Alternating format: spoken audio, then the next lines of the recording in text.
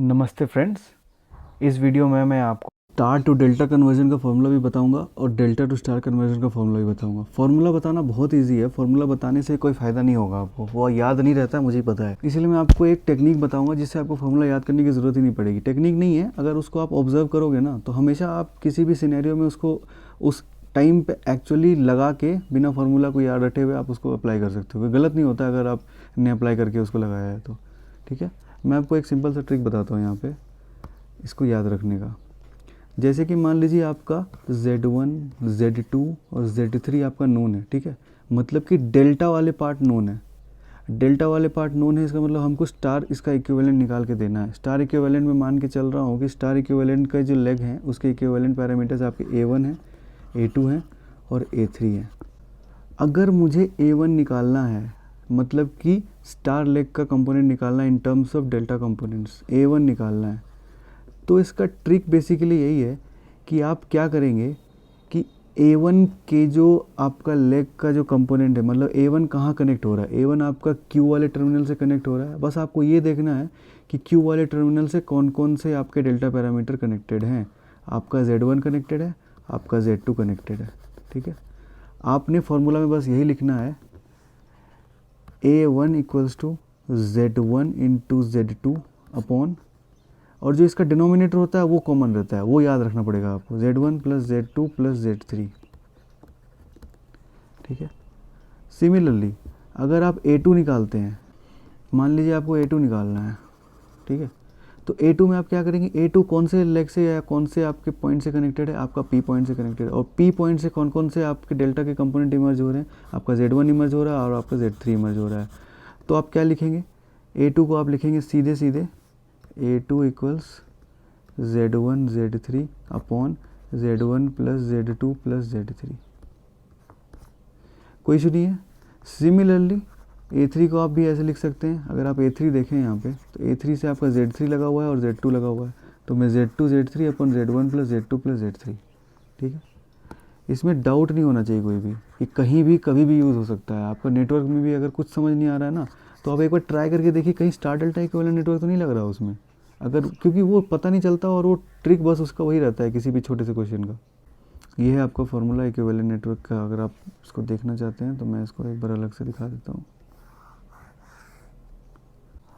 और आपको इस फॉर्मूले में ज़रा भी कन्फ्यूजन आ जाए ना कि यार मतलब मेरा डिनोमिनेटर क्या था, मेरा न्यूमरेटर क्या था, तो पहले तो आपको थोड़ा बहुत आपको कॉन्सेप्ट पता होना चाहिए। लेकिन अगर आपको चेक करना हो ना, तो सिंपल से याद करके रखिए कि अगर डेल्टा से स्टार में कन्वर्ट करते हैं हम और सारे कंपोनेंट्स इक्वल है, मान लीजिए Z1 Z2 Z3 इक्वल है, मान लीजिए रेजिस्टिव कंपोनेंट्स हैं, तो क्या होगा कि अगर आप जैसे ही डेल्टा से स्टार जा रहे हैं ना, तो 1/3 हो जाता है वो। अगर ये आपको याद है ना, तो ये फार्मूला अपने आप उस टाइम आप पता कर सकते हैं कि भाई मेरा फार्मूला जो मैंने डिराइव किया वो सही है कि गलत है।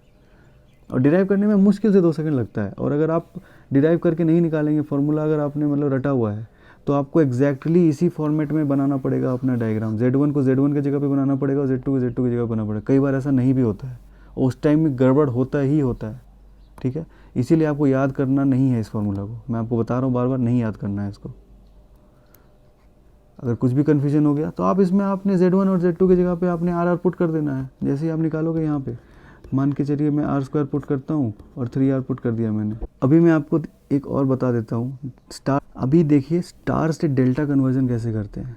मान लीजिए मेरा A1 A2 A3 ये नोन है, A1 नोन है, A2 नोन है, A3 नोन है। ठीक है, और मुझे निकालना है Z1 Z2 Z3।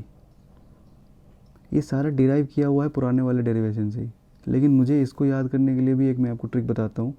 याद इसको भी नहीं करना है। अगर इसको कन्वर्ट करने आएगा तो आपको याद नहीं करना है, क्योंकि Z1 की जगह पे अगर Z2 लिख दिया तो आप फार्मूला में घुमाते रह जाएंगे, आपका दिमाग ख़राब हो जाएगा। ठीक है, इसका ट्रिक देखिए। अगर ये Z1 यहाँ पे है, आपको Z1 निकालना है।